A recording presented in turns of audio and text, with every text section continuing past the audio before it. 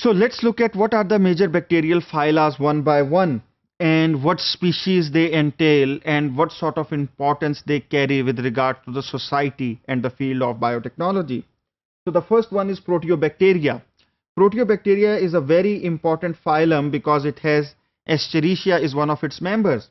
Now, Escherichia is some species of Escherichia are toxic, but Escherichia coli, one of its members, is one of the most used bacterium in biotechnology research and the industry. Salmonella. Whenever you go to a chicken shop and you buy chicken, you need to carefully wash it straight away because that contains a lot of salmonella. And if you will not do that, then you would get food poisoning very quickly. Vibrio. Vibrio is responsible for cholera, और cholera से आप देख चुके हैं कि कितनी की कितनी cities historically wipe out हुई हैं. Similarly, Yersinia was the reason for a plague जिसने half of Europe को 18th century में तंग किए रखा. So now you can see कि all these bacteria can be, well, on one hand they are beneficial to us, but on the other hand वो कितने deadly किस्म की diseases cause करते हैं. इसी तरह Firmicutes contains mostly gram positive bacteria. Escherichia coli और इससे जो पिछली phylum था, that was pretty much gram negative bacteria. They differ in their cell walls, which we will discuss later. So Bacillus anthracis, which is a Firmicute, has a huge importance in biotechnology. अगर आप लोगों को याद हो कि 9/11 के फौरन बाद काफ़ी सारे there was a huge issue कि एक पाउडर्ड स्पोर्स किसी बैक्टीरिया के लोग एनवेलोप में भेज देते थे टू वेरियस ऑफिसेज, और अल्टीमेटली लोगों को थ्रेट था क्योंकि वो मर जाएंगे. It was bacillus anthracis was pretty much a dead species, लेकिन ultimately some spores were saved by an American lab known as USAMRIID, जो अल्टीमेटली लीक आउट हो गए और बायो थ्रेट के लिए इस्तेमाल होना शुरू हो गए. This is one recent case of bio terrorism. लेकिन बैसिलस एंथ्रेसिस के खिलाफ फौरन उनको एंथ्रेक्स वैक्सीन डेवलप करनी पड़ी, which pretty much gave a boost to a lot of dying companies as well. Then we have Clostridium in its Clostridium produces this huge toxic and it is responsible for botulism. अगर आप थोड़ा सा भी ये खा लें तो you will die. It's very fatal. There was a death a few years back and doctors couldn't find the reason, and actually उन लोगों ने सिर्फ canned potato खाए थे जिसमें ये टॉक्सिन था. तो a lot of times you have seen that a lot of heroines don't age. आप छोटे से थे तभी वो हीरोइन आ रही थी, आप बड़े हो गए वो तब भी हीरोइन आ रही हैं. How is that possible? They get injections of Botox, और बहुत ही minute quantity में आपके सेल्स के नीचे इसके इंजेक्शन दिए जाते हैं ताकि अल्टीमेटली आपकी वो स्किन डेड हो जाए. It's not a very, let's say, good in the long run, obviously, because you are killing your own skin. लेकिन people do take it, and don't try to take it yourself, because अगर आपने थोड़ी सी भी ज़्यादा quantity इस्तेमाल कर ली, then you will die. इसी तरीके से you have cyanobacteria, जो basically photosynthetic bacteria हैं, and they can make their own food. It's pretty sad that we cannot make our own food, and we have to go to the restaurants and spend a lot of money to eat. Chlamydia is a sexually transmitted disease. इसी तरह Actinobacteria are जिसमें Streptomyces आता है. Streptomyces is responsible for huge amount of antibiotics which you regularly consume. आपको पाकिस्तान में भी Streptomycin बड़े आराम से अवेलेबल है. इसी तरह Mycobacteria है जो tuberculosis cause करता है, which is a very common disease in Pakistan. कितना ही इंटरेस्टिंग बात है कि एक ही ग्रुप ऑफ बैक्टीरिया में आपको ऐसा बैक्टीरिया भी मिल रहा है जो डिजीज कॉज करता है, और ऐसा भी मिल रहा है जो आपको एंटीबायोटिक्स देते हैं. लेकिन let me tell you one thing, basically antibiotics is a preventive mechanism of bacteria, ताकि उसकी विसिनिटी में जो बाकी बैक्टीरिया ग्रो हो रहे होते हैं वो उनको मार दे. But we use that for our own purpose. Otherwise ऐसा नहीं है कि स्ट्रेप्टोमाइसिस वो आपके लिए पैदा कर रहा है।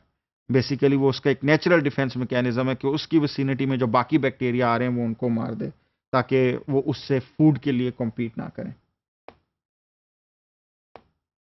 ओके इसी तरह स्पाइरोकीट्स, it's like it's a very common species. You would be amazed कि आपकी टंग पे, आपकी जुबान पे और टीथ पे this is the bacteria which lives. तो अगर आपके कभी दांत काले हुए हों, आपको कोई चीज नजर आ रही हो और केरीज बन रही हों, तो that is usually स्पाइरोकीट्स and it's a gram negative bacteria. Let me show you an image. In this image you can clearly see कि आपकी टंग है जो रेड कलर की, और उसके साथ साथ आपको ऊपर ये जो ग्रीन ग्रीन मास नजर आ रहा है, दीज आर बैक्टीरिया। तो आपकी जुबान पर इतने बैक्टीरिया रहते हैं। इमेजिन अगर हम इन सबको विजुअलाइज कर सकें तो it will be a pretty dreadful picture. आप लोगों में से अगर किसी ने मम्मी पिक्चर देखी हो कि उसके इर्द गिर्द कीड़े कीड़े फिर रहे होते हैं, तो प्रिटी मच अगर आपको माइक्रोस्कोपी दिखाया जाए तो आपके ऊपर भी कीड़े कीड़े फिर रहे होंगे। लेकिन these are not all harmful. These are very harmless bacteria and actually basically आपको बहुत हेल्प करते हैं in terms of digestion as well. लेकिन अगर आप इनमें से कुछ हार्मफुल भी होते हैं जो टूथ डिके कॉज कराते हैं, जिनमें spirochetes is one of the leading bacteria. इसी तरीके से we move on to eukaryotes, जिसके अंदर आपके पास दो बहुत ही की ऑर्गेनिजम्स हैं, जिसमें स्केरोमाइसिस सेरेविसाई हैं और पिकिया पेस्टोरिस है, जिसको हम यूज करते हैं for engineering various proteins. The advantage eukaryotes give you over any sort of prokaryotic system is that in prokaryotes we cannot do post-translational modification of proteins. मसलन हम लोगों ने ट्रांसलेशन में देखा था कि प्रोटीन बनती है, लेकिन उस प्रोटीन के साथ उसके ऊपर अगर आप कोई ग्लूकोज मॉइटी लगनी है, उसके ऊपर फॉस्फोराइलेट होना है, तो वो बैक्टीरिया में नहीं हो सकता क्योंकि it doesn't have the machinery. लेकिन यीस्ट में, ये दोनों यीस्ट की स्पीशीज हैं, उसमें it is very easily possible. इसी तरीके से you can just look at the differences between prokaryotes and eukaryotes. अब आप इस कॉम्प्लेक्सिटी का अंदाजा लगा सकते हैं कि बैक्टीरिया में आपके पास सिर्फ राइबोसोम है, साइटोप्लाज्म है, सेल वॉल है, डीएनए क्रोमोसोम है और सेल मेम्ब्रेन है।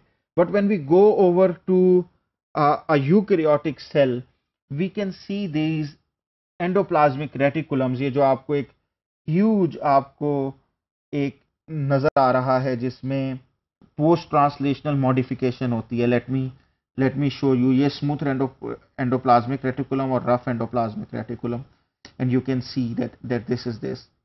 तो इसके अंदर आपकी पोस्ट ट्रांसलेशनल मॉडिफिकेशन हो रही है, जिसकी वजह से हमको यूकैरियोट्स यूज करना पड़ते हैं।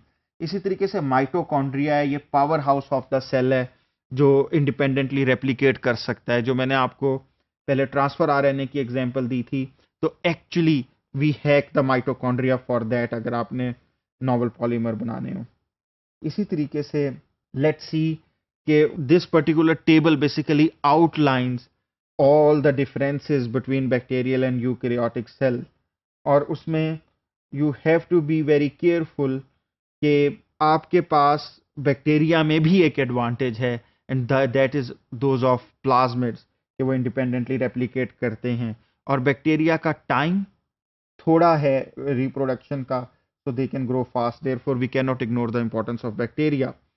इसी तरीके से प्लांट सेल्स में यू हैव क्लोरोप्लास्ट, जो आपका फोटोसिंथेसिस कॉज करता है, which can fix carbon and make glucose. Otherwise आपकी बॉडी खुद से ग्लूकोज नहीं बना सकती, we can not fix carbon. इसी तरीके से सेल वॉल है, जो आपके यूकैरियोटिक सेल्स के ऊपर ऐसा नहीं होती। And this basically identifies the differences between animal cells and plant cells, जिसमें you can clearly see that plant cells has only one difference between plant cells and animal cells, that is of cell wall and chloroplast. There are other finer differences regarding their growth, जिसमें हम totipotency का concept ले आते हैं कि plant cells can actually grow into and differentiate into various types of cells, but animal cells can do that. We'll come to that in when we discuss stem cells later. Lekin from this whole discussion, what I want you to see, okay, you can engineer all these three domains, and in the future topics we will take all these domains one by one, and we'll see that what sort of machinery is required to basically engineer all these three domains.